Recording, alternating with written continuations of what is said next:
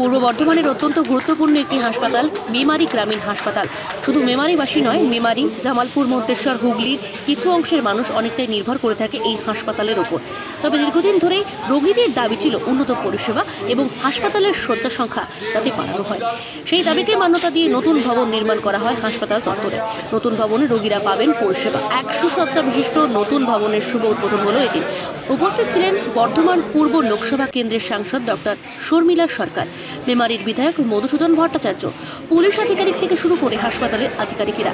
উন্নত মানের সুযোগ সুবিধা পাওয়া যাবে এই নবনির্মিত হাসপাতালে। নতুন ভবন পেয়ে স্বাভাবিকভাবেই খুশি রোগী পরিজনেরা। আগামীতে রোগীদের পরিষেবার ক্ষেত্রে আরও উন্নতি হবে বলে মনে করেন হাসপাতাল কর্তৃপক্ষ।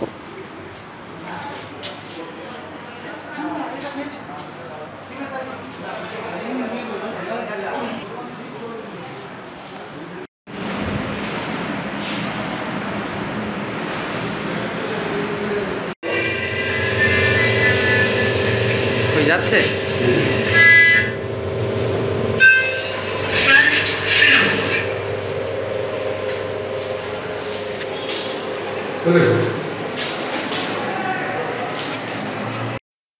আজকে কি কর্মসূচি ছিল? আজ আমাদের যে ERCP 2 ফান্ড থেকে যে 100 বেড এডিশনাল ওয়ার্ড আগে থেকে তৈরি ছিল, সেটাই পরিষেবা আমরা শুরু করলাম। আমরা পুরোনোর যে আমাদের নিচে emergency mail general ward, female general ward এবং ডায়রিয়া ওয়ার্ড ছিল, সেটা আমরা নতুন বিল্ডিংয়ে শিফট করলাম। তবে নতুন করে কিছু আমরা পরিষেবা এখনো শুরু করতে পারছি না। এই জন্য আমাদের কাছ থেকে 140 বেডেড স্টেট জেনারেল হসপিটালের জন্য প্রপোজাল গেছে সিএমএইচ স্যারের এন্ড থেকে। সেটা অ্যাপ্রুভাল পাবে, ফিনান্সিয়াল স্যাংশন পাবে, তারপরে হিউম্যান রিসোর্স আমরা পাবো। যখন ওটা হিউম্যান রিসোর্স পেয়ে যাব, তখন আমরা আরও বেটার পরিষেবা, বেটার সার্ভিস, আরও অনেক এক্সট্রা সার্ভিস দিতে পারবো। তার মানে এই মুহূর্তে আপনাদের পুরনো বিল্ডিংয়ে যে রোগীরা থাকতেন তাদেরকে এখন নতুন বিল্ডিংয়ে শিফট করা হলো এবং পুরনো বিল্ডিংয়ে যে সকল পরিষেবা সেগুলোই এখানে পাওয়া যাবে। একটু সুবিধা হবে কি, আগে হয়তো ডবল বেডে থাকতে হতো, অনেকে ফ্লোরে থাকতে হতো, সেটা হয়তো হবে না। এই সুবিধা মানে পেশেন্টকে এসে বেডের জন্য চিন্তা করতে হবে। এই মুহূর্তে কতগুলো বেডের পরিষেবা দিচ্ছেন আপনারা? এখন আগে তো আমাদের 60 বেড ফাংশনিং ছিল, এখানে 40 বেডের নিচে, উপরে 20 বেডের। এখানে আমরা ওই আরও 10 to 20 এক্সট্রা বেড আমরা রেডি করে রেখেছি।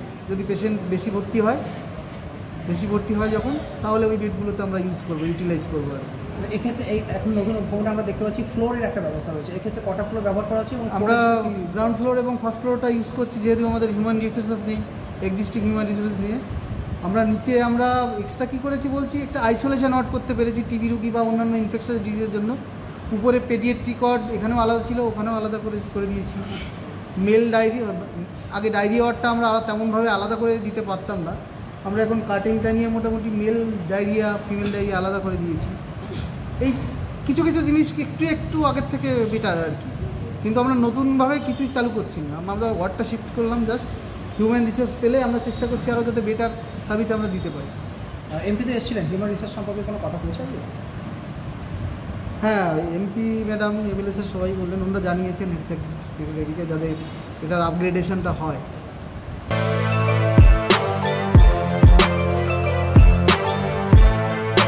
এখন অনেক বড় শ্রী লেদার্স হাওড়া ময়দান। আপনি কি জটিল কিছু সমস্যায় ভুগছেন, সমাধান পেতে চান? যোগাযোগ করুন প্রখ্যাত জ্যোতিষ ও তান্ত্রিক মনসারাম ভট্টাচার্যের কন্যা মনসা কন্যার সাথে। প্রখ্যাত জ্যোতিষ ও তান্ত্রিক মনসা কন্যা হাওড়া জানবাড়ি ও হাতিবাগানের নিজস্ব মন্দিরেও বসেন। যোগাযোগ 9830106967 আর 9239655323।